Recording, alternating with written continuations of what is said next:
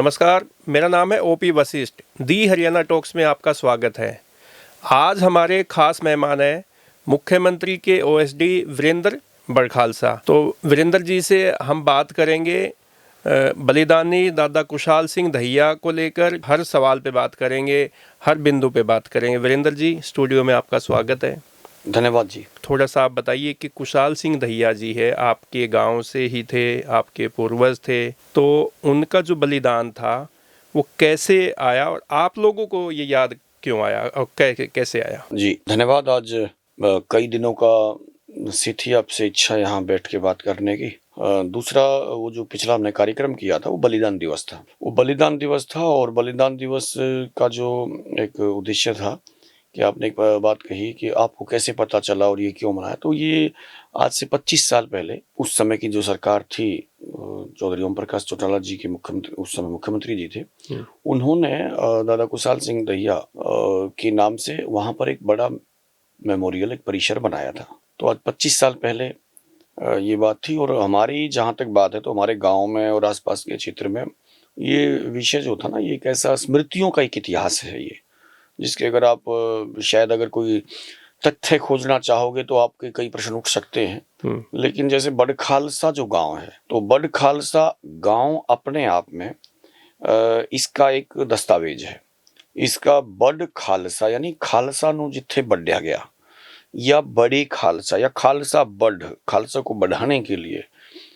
तो ये एक बहुत बड़ा सेक्रीफाइस उस समय का कुशाल सिंह दहिया का ये था। और हमने इसके लगातार 25 वर्षों से इसके ऊपर हम काम कर रहे हैं। उस समय हमने 2005 में वहाँ सुरजीत सिंह बरनाला हमारे एक गवर्नर होते थे तमिलनाडु में जी। तो वो 5, 6, 7 की बात है, ये 6 की है। तो सुरजीत सिंह बरनाला जी को भी हमने मुख्य अतिथि के रूप में वहाँ पर आए थे और वहाँ ये कार्यक्रम किया। और हम हर वर्ष छोटा मोटा कोई ना कोई कार्यक्रम वहाँ पे चलता रहता था, लेकिन मीडिया की नज़र में बहुत ज़्यादा।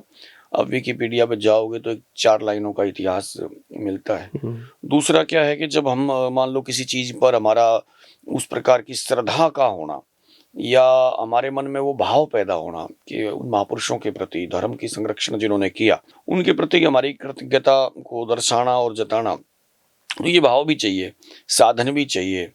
उसके बाद 2017 में और तत्कालीन मुख्यमंत्री श्री मनोहर लाल जी ने भी और कुशाल सिंह दहिया का स्टैचू उसी परिसर में, जो 2000 में बना था, तो उसी परिसर में उनका स्टैचू भी वहाँ लगाया, गाँव में उसी जीटी रोड के ऊपर ही है ये।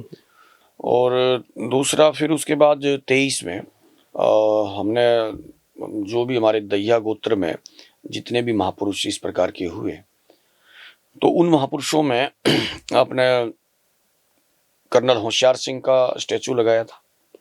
और जाट मेहर सिंह कवि हुए हैं बहुत बढ़िया, उनका एक हमारा स्टैचू लगा था। चौधरी टीकाराम जी जिन्होंने शिक्षा संस्थान को खड़ा करने के लिए अपनी कड़ियाँ उतार के दे दी थी, तो ऐसे एक महापुरुष चौधरी टीकाराम जी दहिया चालीसे में हुए, तो वहाँ उनका स्टैचू लगा था। और दादा कुशाल सिंह दहिया का स्टैचू लगा था। और 23 अभी जब 25 में श्री गुरु तेग बहादुर जी का बलिदान दिवस जब मनाने की योजना सरकार की पूरे राज्य के सम्मान के साथ हुई, तो उसमें फिर ये विषय भी आया कि उस पूरी यात्रा को जितने भी नायकों ने उस समय जो एक अपना कंट्रीब्यूशन और अपना सेक्रीफाइस दिया, तो हम उनके लिए भी और ये काम ये होना चाहिए। तो कुशाल सिंह दहिया का एक कार्यक्रम प्रदेश स्तरीय होना चाहिए। तो बस उसकी विशेषता ये रही इस कार्यक्रम की कि जितने भी हमारे कार्यक्रम हुए उनमें सबसे भव्य और दिव्य कार्यक्रम ये हुआ। अत्यधिक संख्या में, भारी संख्या में जिसको कहते हैं, ऐसे वहां पर संख्या आई। मैंने एक पॉडकास्ट देखा आपका जी, तो उसमें आपने वो कार्यक्रम को सफल तो मतलब ऐसा मुझे पहली बार लगा कि हमारे कार्यक्रम की इतनी बड़ी गूंज है क्या, कि रोहतक में बैठे बैठे 2 पत्रकार। तो फिर मैंने आपकी जो वो पॉडकास्ट जिसमें आपने उस कार्यक्रम की वो की, मैंने आपकी उसका एक लिंक अपने एक मित्र के पास भेजा और नीचे लिखा ये कौन है। तो मैं आपको जानता नहीं था, लेकिन आपकी जो उस कार्यक्रम के प्रति जो आपने दिखा रखा था कि इतना बड़ा, इतना भव्य, इतना दिव्य कार्यक्रम होने वाला है। हमने उस कार्यक्रम को लेकर ना काफ़ी रिसर्च किया डॉक्टर दादा कुशाल सिंह दहिया के बारे में, तो बहुत सारी चीज़ें निकल के आई कि कैसे गुरु तेग बहादुर के शीश को लेके जब वहाँ पे जा रहे थे पंजाब में, तो रास्ते में जब औरंगजेब की सेना भी पीछे लगी हुई थी कि कैसे उनके खंडित करना है शीश को, तो फिर दादा कुशाल सिंह दैया वहाँ पे आए और उन्होंने गांव की पंचायत को कहा कि भाई मेरी जो शक्ल है वो गुरु तेग बहादुर जैसे ही मिलती जुलती है, तो मेरा शीश काट दो। और उनके जो बेटे हैं उन्होंने स्वयं ही ऐसा काम किया, उन्होंने अपने बेटे से शीश कटवाया। तो ये जो घटना है ये तो हम इतिहास में पढ़ते हैं, आप इसके बारे में बताइए, इसमें कितनी सच्चाई है और ये घटना कैसे हुई थी? एक उसने कवि ने लिखा था, उनका गीत है बहुत पुराना, वो मैं सुन रहा था कि धर्म की रक्षा करनी हो है तो किसी एक ने मरना होगा। तो यानी उनके दिमाग में ये बात थी कि भाई धर्म की रक्षा करनी है तो किसी एक ने मरना होगा और मिलता जुलता शीश काट के शीश बराबर धरना होगा। तो यानी उन्होंने एक शीश काट के बराबर धरना होगा, इतना मतलब उन्होंने ये करके अपना वो जो शीश था वो काट करके और वो दे दिया। तो वो शीश को और क्यों कटाया, तो मैं उसके लिए दो बातें, जैसे मैं जब इस विषय पे बात करते हैं कि जब उनके पास कोई आदमी आया तो हमारे यहाँ अतिथि देवो भव, कि अगर वो उस टाइम वो नहीं करते तो वो अतिथि के विश्वास को तोड़ दे, कि जो व्यक्ति आया है विश्वास लेके वो विश्वास टूटता। अगर वो नहीं करते तो जिस व्यक्ति ने एक अपना शीश कटा के और धर्म की रक्षा करते हुए दे दिया, उस धर्म की हानि होती। अगर वो शीश अपना नहीं काटते या नहीं बलिदान के लिए तैयार होते तो इतिहास के पन्ने कलंकित होते। और चौथा, उन्होंने गांव को बचा दिया, क्योंकि पीछे पीछे जो मुगल सेना थी वो बहुत बड़े लाव लश्कर के साथ थी और एक प्रतिष्ठा का सवाल था कि भाई गुरुजी का जो धड़ था वो तो भाई जेता ने और उसने भाई अपना लखी शाह बंजारा ने अपने घर के अंदर जा करके और घर में आग लगा करके उनको जो शरीर था उसको तो वहां संस्कार कर दिया। और ये जो भाई जेता इस चीज को लेकर के वहां से निकले तो उनका था उद्देश्य कि जनता के अंदर भय पैदा करो, जनता के अंदर एक ऐसा भय पैदा करो कि जो औरंगजेब से टकराने का और धर्म पे अड़िग रहने की हिम्मत जुटाएगा उसको ऐसे मार के टांग दिया जाएगा, दहशत फैलाने के लिए। और जो व्यक्ति अड़ेगा वो कटेगा, इसलिए वो गुलामी को नसों में डालने का एक तरह से उसको इंजेक्शन के रूप में इस पूरी घटना को उन्होंने लिया। और उनका ये मानना था कि अगर इस देश पे गुलामी करनी है तो इसके अंदर जो ये धर्म और संस्कृति है ना, इसको खत्म करना पड़ेगा। औरंगजेब का ये मानना था कि आपने वर्षों तक इस देश को गुलाम करने की कोशिशें जारी रही, ये देश कभी गुलाम नहीं हुआ, मैं इसका दावा करता हूँ। और वर्ण व्यवस्था में ये था कि ब्राह्मण जो थे वो हमारे समाज का एक तरह से एक संविधान बनाने का काम करते थे, धर्म का प्रचार प्रसार करते थे, क्या करना और क्या नहीं करना करते थे। ब्राह्मण जो थे वो ये समझाते थे कि ये करणीय है और ये अकरणीय है, ये खाना चाहिए ये नहीं खाना चाहिए, ये बताना चाहिए। तो इस प्रकार की वो करणीय और अकरणीय कार्यों की चर्चा और वो करते थे। वही थे जो ये बताते थे, उनके ही अनुसंधान ये थे, पंडितों के ही जो विद्वान जन थे उनके अनुसंधान ये होते थे कि वो बताते थे कि गाय माता है, इसका दूध और अमृत के समान है, इसका संरक्षण होना चाहिए। वो बताते थे कि ये पेड़ है और ये ऑक्सीजन देता है, इसका नाम पीपल है, इसका संरक्षण होना चाहिए। यानी वो बताते थे कि नदियां माँ के समान है, वो बताते थे कि ये पर्वत है, ये हमारी जलवायु को ठीक रखने के लिए इनका संरक्षण होना चाहिए।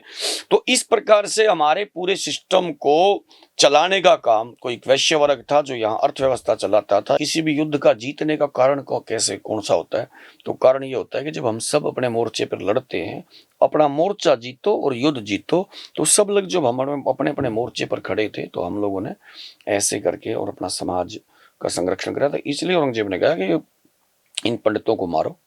और कश्मीर में उसका भाई जो था दारा शिकोह, वो जाके और वेदों की स्टडी करता है और वेदों को ट्रांसलेट करता है फारसी में, दारा शिकोह। तो बोला जब तेरा भाई है तेरे पे काबू में नहीं आ रहा यार, ये पंडित तो उसको ही अपने, तो इसलिए उन्होंने समाज का स्ट्रक्चर को तोड़ने की बात करी।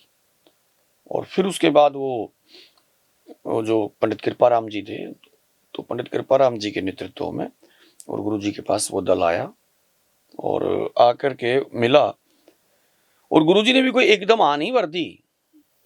अगे भाई गुरु जी ने कह दिया अब चलो भाई अपने कटा दो सर। गुरुजी ने पूरा अनुभव, पूरा रिसर्च किया था, पूरे देश के अंदर घूमे थे गुरु तेग बहादुर जी।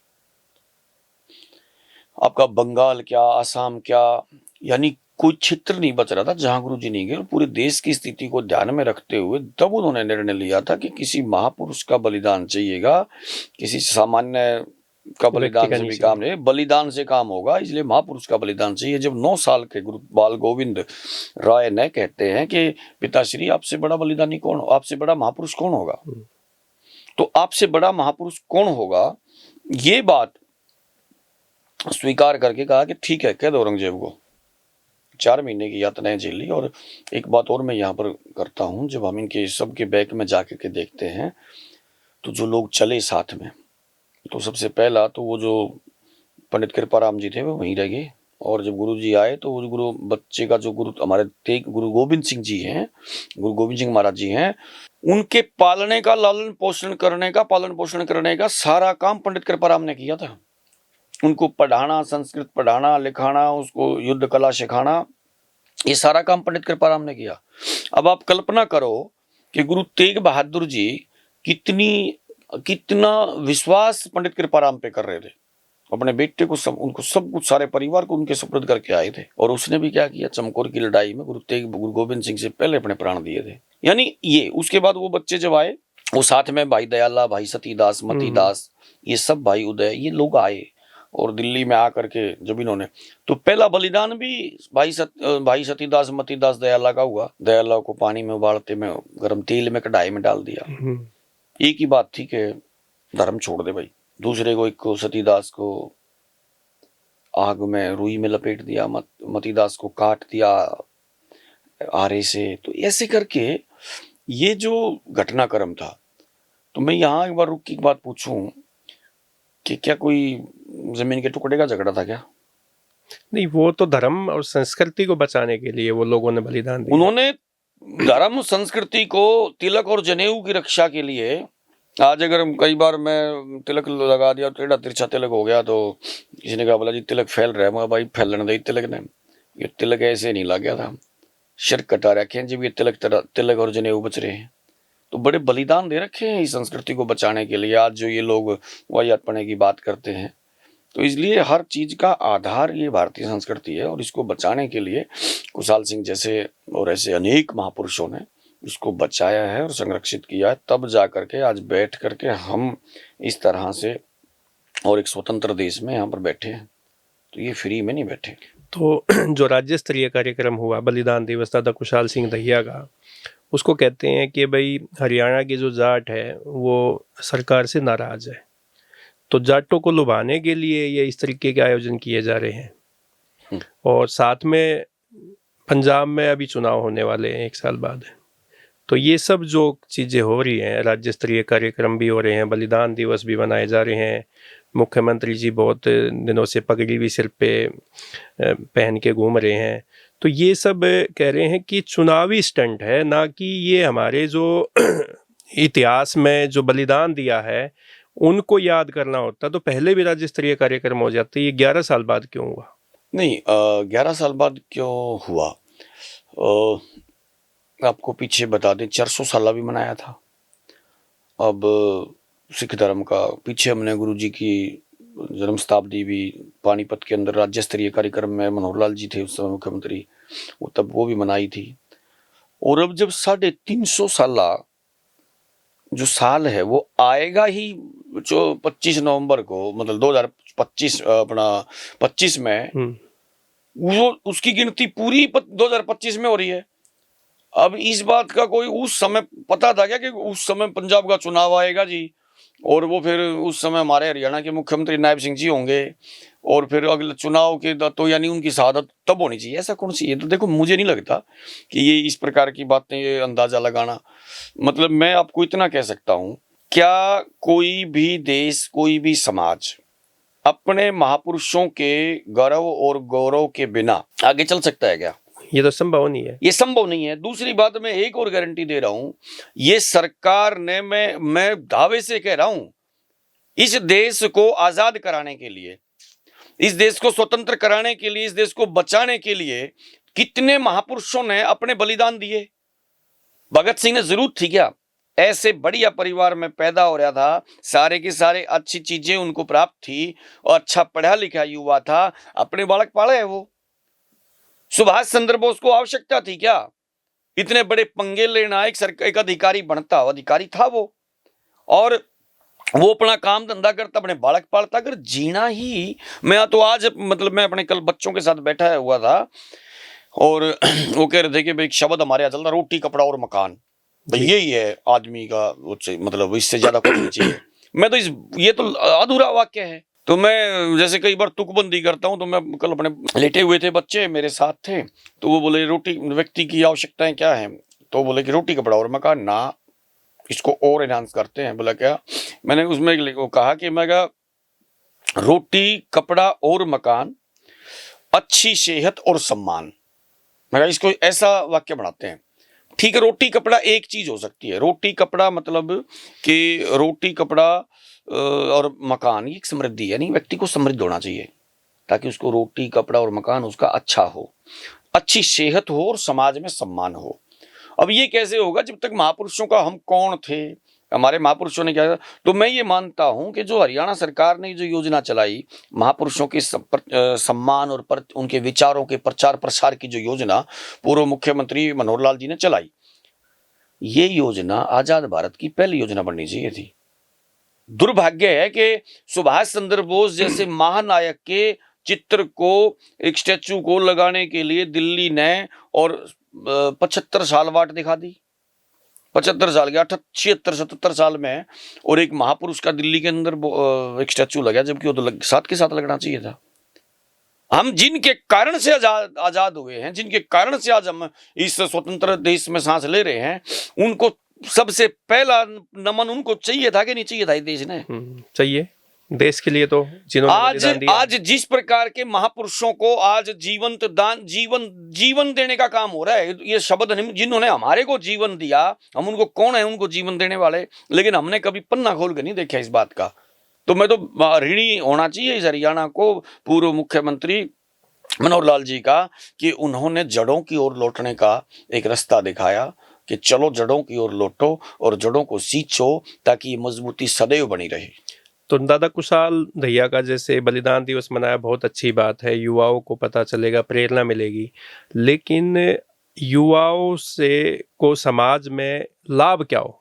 आपने जो बलिदानी है, जो हमारे महापुरुष है, उनके लिए आपने आगे क्या किया? कार्यक्रम तो साल में एक बार बनता है, लेकिन क्या उनसे, उनके नाम से जुड़ के हमारे युवा रोजगार पा सकते हैं? क्या हमारे युवा एजुकेशन ले सकते हैं? उनके नाम से कोई इंस्टीट्यूशन खुल सकते हैं? इसके लिए भी कोई सरकार ने कदम उठाया? नहीं, ये बढ़िया। देखो, मैं वास्तव में ये अच्छा प्रश्न है। देखो, एक छोटा सा मैं एक उद्देश्य, मतलब एक बात देखता हूँ। हम स्टेप बाय स्टेप चलते हैं। जैसे वो कहानी हम सुनते हैं कि एक शेर जो है, छोटा सा शावक जो था, वो भेड़ों के झुंड में और मिल गया, उसकी बच्चा था, चला गया। तो चलते चलते और उसको ना, वो जैसे भेड़ों के साथ रहने लगा तो भेड़ों जैसी ही उसका आचरण हो गया, नीचे गर्दन करके चलना शुरू कर दिया।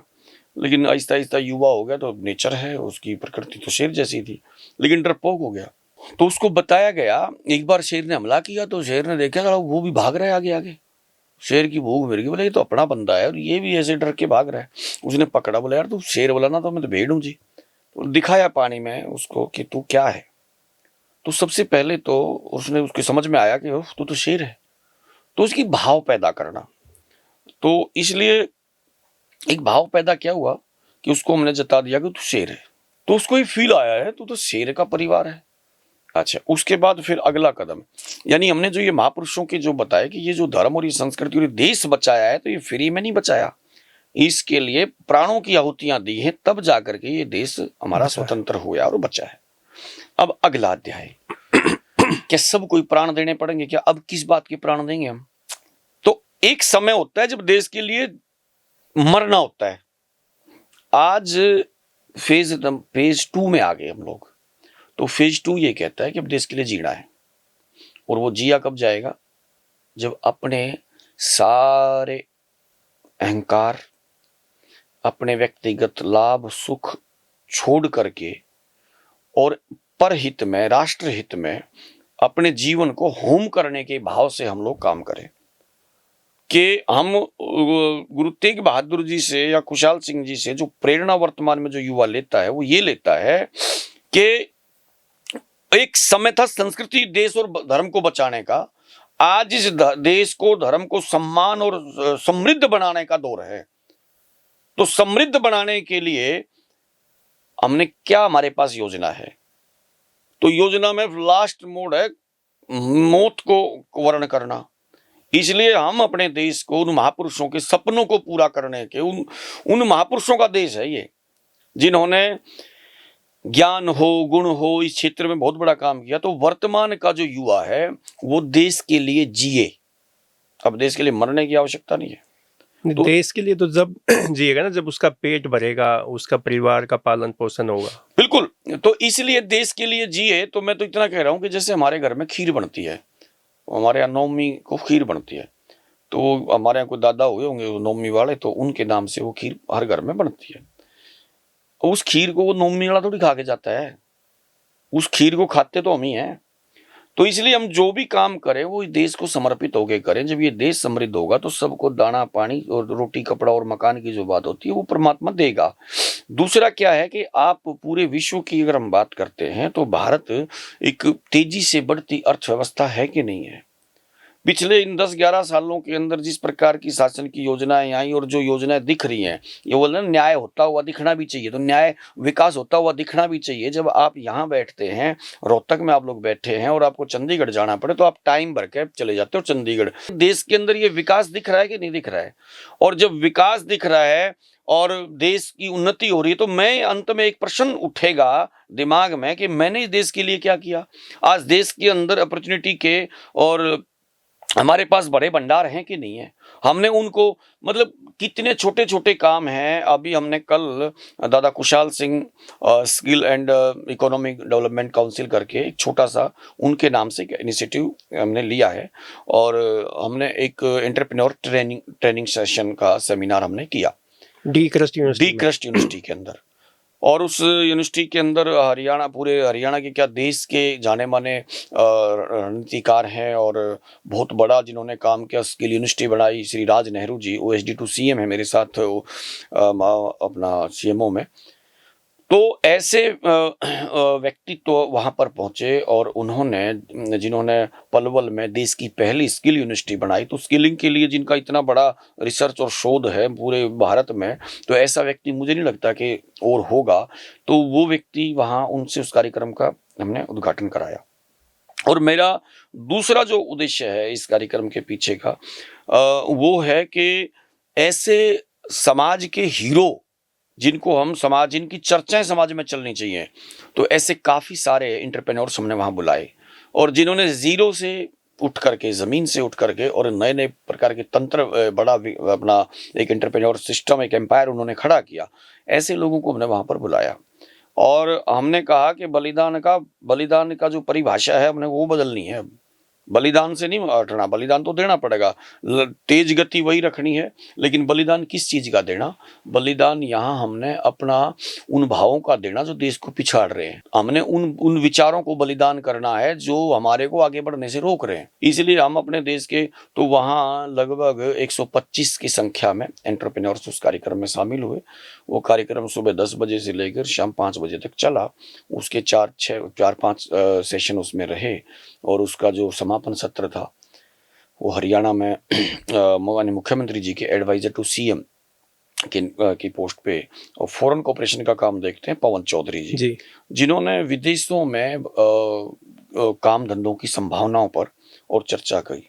देखो, आज हमारे हरियाणा की बात करें तो 2 वर्ग ऐसे हैं जो प्रभावित है। एक युवा, उसके पास रोजगार नहीं है, एक किसान जो कि घाटे की खेती कर रहा है। तो युवाओं के लिए और किसान के लिए सरकार की क्या योजना है? देखो, मैं सबसे पहले मैं एक बात बोलना चाह रहा हूँ। मेरा व्यक्तिगत मत हो सकता है और मेरे मत से कोई असहमत भी हो सकता है। ये जब तक ये चर्चाएं चलेंगी ना, युवा, किसान, व्यापारी, फलाना दकड़ा, जब तक हम इस प्रकार से बातें करेंगे, मुझे नहीं लगता कि ये कभी सार्थक बहस हो सकती है। हमने हरियाणा की सोचनी पड़ेगी, हरियाणा को कैसे आगे बढ़ाना है। जब हरियाणा को आगे बढ़ाएंगे तो उसमें एक सेक्टर में युवा भी अपने आप बढ़ेंगे, और युवा कोई अलग से, कोई यहाँ अलग से देश थोड़ी युवाओं का। तो ऐसे ही किसान हैं, तो किसान कोई अलग से थोड़ी आते हैं, किसानों के ही बच्चे उद्योगपति हैं। किसानों के पूर्वज किसानों को खेती सिखा के गए, और दूसरा था व्यापार, तो व्यापारियों के पूर्वज उनको व्यापार सिखा के गए।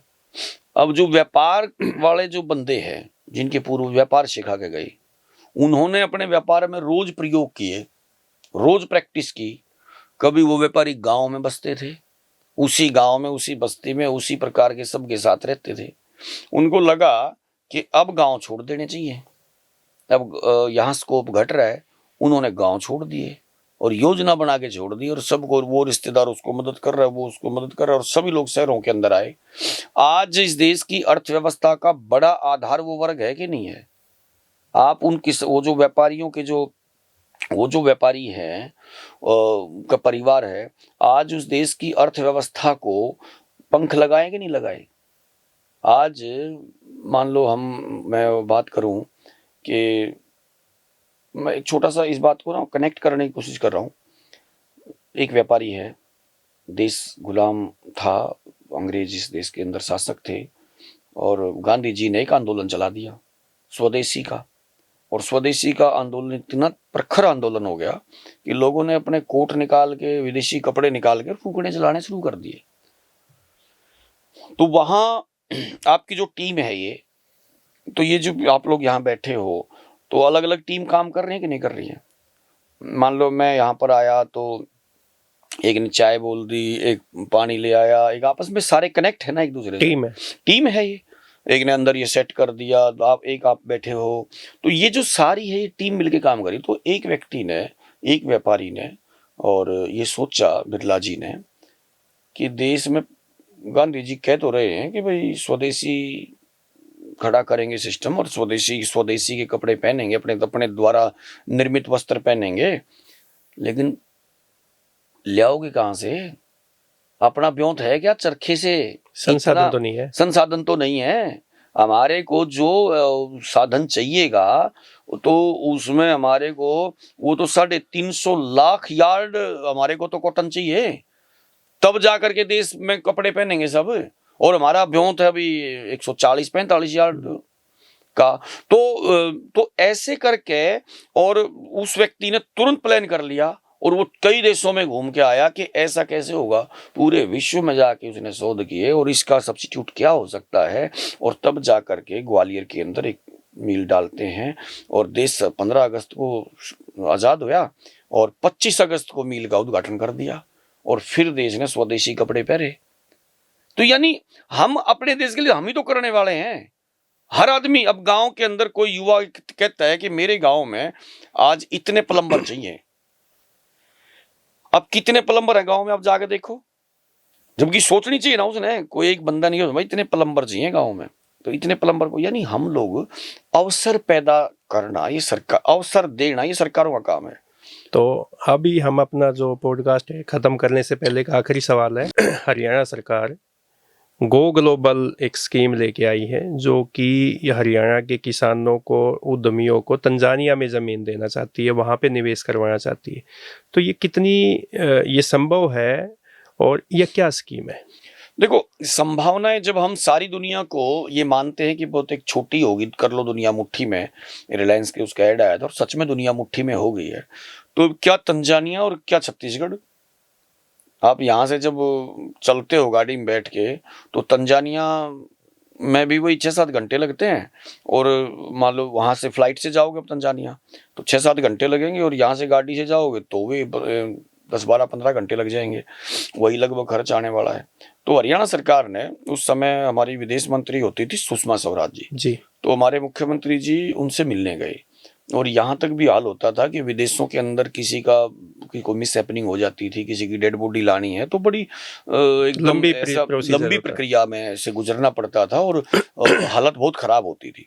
तो ऐसे करके हरियाणा के अंदर मनोहर लाल जी ने एक बहुत बड़ा इनिशिएटिव लिया, और एक फॉरेन कोऑपरेशन डिपार्टमेंट खड़ा किया, और फॉरेन कोऑपरेशन डिपार्टमेंट खड़ा करके उनसे कहा कि आपने पूरे विश्व में संभावनाओं को तलाशना है, कि हरियाणा के सबसे ज़्यादा स्किलिंग की अगर हम बात करें तो हमारे यहाँ पर सबसे बड़ा जो काम है वो है खेती में हम पारंगत है। एग्रीकल्चर जो है हमारा सबसे बड़ा, हम स्किल्ड अगर कोई काम करना हो क्या करना तो मतलब हमने खेती करनी आती है।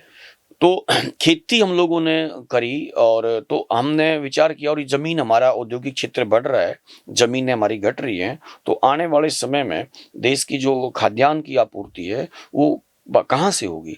तो अगर हम विदेशों वैसे खरीदेंगे तो इसलिए हम एक ये भी तो कर सकते हैं कि अपने ही बंदे वहाँ जाएं, अपना ही उगाएं और वहाँ से अपने खेत में यहाँ भेजें।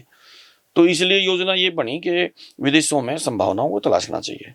तो आज हम वहाँ जॉब क्रिएट भी करा रहे हैं। हमारे यहाँ से लोगों को, बच्चों को डंकी का रूट खत्म हो करके और एक सही तरीके से वहाँ पर हम पहुँचे। HKRN के द्वारा इजराइल में भी, अब दुबई में भी लगभग 20 देशों के साथ हमारे MOU साइन हुए हैं। तो हम उन देशों में काम कर रहे हैं, तो वहाँ जॉब क्रिएट हो रही हैं और हमारा विश्वास बढ़ रहा है कि हाँ, भारतीय जो युवा है वो स्किल्ड के साथ साथ एक विश्वसनीय भी है और उसमें स्ट्रेंथ भी है। तो ऐसे करके इस प्रकार के युवाओं को हम विदेशों में भेज रहे हैं। दूसरा, हमने ये तय किया कि मान लो अगर आप जाओगे वहाँ कुछ ज़मीन का कुछ खेती करने का आपका मन है, तो आपको एक एम्ब्रेला चाहिए कि नहीं चाहिए वहाँ कवरिंग के लिए। आप तो अकेले में पता नहीं आपको कौन लूट ले। तो सरकार ने इनिशिएटिव लिया, सरकार से बात करी, एक MOU साइन किया और हमने 1 लाख एकड़ जमीन का वहाँ चिन्हित की और उसकी प्रक्रिया शुरू करी। और अभी तक हमें 2-2.5 हज़ार एकड़ जमीन के यहाँ से मिल गए हैं ऑफर। कुछ किसानों ने छोटी छोटी कंपनियां बनाई, ग्रुप बनाए ऐसे, और वो ग्रुप वहाँ पे और सरकार उसके प्रोटेक्शन में जा करके वहाँ कुछ जमीनों को देखने का काम शुरू कर रहे हैं। वहाँ पर हमने कुछ प्लांट लगाए। अभी कल हमारे, आपने देखा होगा, हमारे वो शिव कुमार कंबोज जी, हाँ, उनका एक्सपीरियंस हमने सुना था काफी। हाँ, इंडस्ट्री लगा, उन्होंने खरीद ली वहाँ जाके फैक्ट्री, प्लाईवुड की वहाँ काम कर रहे हैं। ऐसे कुछ लोग माइनिंग में वहाँ पर जाने का काम कर रहे हैं, ऐसे कुछ मैन पावर के लिए वहाँ पर काम कर रहे हैं। ऐसे हमारे एक साथी हैं जो कृषि यंत्र का उद्योग वहाँ लगाने के लिए काम कर रहे हैं। यहाँ भी उनका कृषि यंत्र बनाते हैं तो एक्सपोर्ट करेंगे, वहाँ अपना काम शुरू करेंगे। ऐसे एक साथी ने वहाँ 1000 एकड़ ज़मीन लेकर के एग्रीकल्चर के नए नए मॉडल खड़े करने की प्लानिंग करी है। तो ये चीज़ें, सरकारों का काम इतना ही होता है कि आपको संसाधन मुहैया करा दे, संरक्षण, आपका भय आपके अंदर से निकाल दे, और सारा समाज इस प्रकार से जब इकट्ठा होकर के और एक पॉजिटिव सोच के साथ आगे बढ़ेगा तो 100% हमारी ग्रोथ होने वाली है। आप एक सामान्य जनमत बता के दिखा दो कि ऐसा मुख्यमंत्री क्या हरियाणा में कभी आया था क्या? नहीं, देखो, हर वर्ग का, हर जाति का व्यक्ति CM नायब सिंह सैनी की प्रशंसा करता है। मैं ये कह रहा हूँ, उनके व्यवहार की प्रशंसा हम उनके साथ बैठते हैं, छोटी टीम में भी बैठते हैं, उनके व्यवहार को भी हम देख रहे हैं।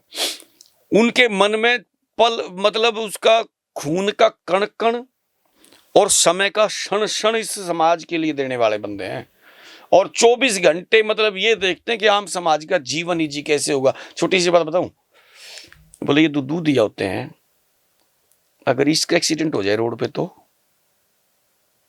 ऐसी कोई स्कीम है क्या? ना जी, बनानी चाहिए, बढ़ाओ। आपको बता दूं कि अगर दूध वाला, यानी देखो, एक किसी साइकिल पे मोटरसाइकिल पे वो जा रहा है, धुंध में भी जा रहा है, लू में भी जा रहा है, छाया में भी जा रहा है, धूल में भी जा रहा है, बरसात में भी जा रहा है, और कहाँ से दूध लेकर आया? उसके दूध लाने से घर का एक परिवार चलता है। छोटे छोटे बड़का न लेके, एक विधवा ने 2 भैंस पाल रखी हैं और वो अपना चारा लेके आती है, दूध लेके। और शहर में आप जैसे लोग रहते हैं, समय पे आपका दूध अगर भगवान ना करे उसको कुछ हो जाए तो कौन सोचेगा उसकी? तो हमने तो उसको भी अपनी दयाली स्कीम के अंदर रखा है कि ताकि उसको कुछ हो जाए तो सरकार उसका परिवार का भी संरक्षण करे। तो इसलिए सरकार में तो अकड़ ही कहाँ है और सरकार भी अकड़ वाली, सरकार तो जाली। अब तो हमने तो बिल्कुल नतमस्तक होके और जमीन पर लोगों के साथ लग करके काम करने वाली सरकार है ये। तो वीरेंद्र जी, आपने तो सरकार की योजनाओं के बारे में, सरकार की अकड़ के बारे में, सामाजिक जो भाईचारा है उसके बारे में भी बातचीत की, और जो हमारे बलिदानी है उनके बारे में भी, उनके बलिदान को भी एक बार फिर से ताज़ा करने का काम किया, और आपने हमारे को समय दिया। आपका बहुत बहुत धन्यवाद। दोस्तों, आपको ये पॉडकास्ट कैसा लगा? वीरेंद्र बड़खालसा जी ने जो हमारे साथ चर्चा की है उसके बारे में आप हमें कमेंट करके ज़रूर बताएं। आपने हमें समय दिया, आपका बहुत बहुत धन्यवाद। धन्यवाद जी, आपका भी बहुत बहुत आभार।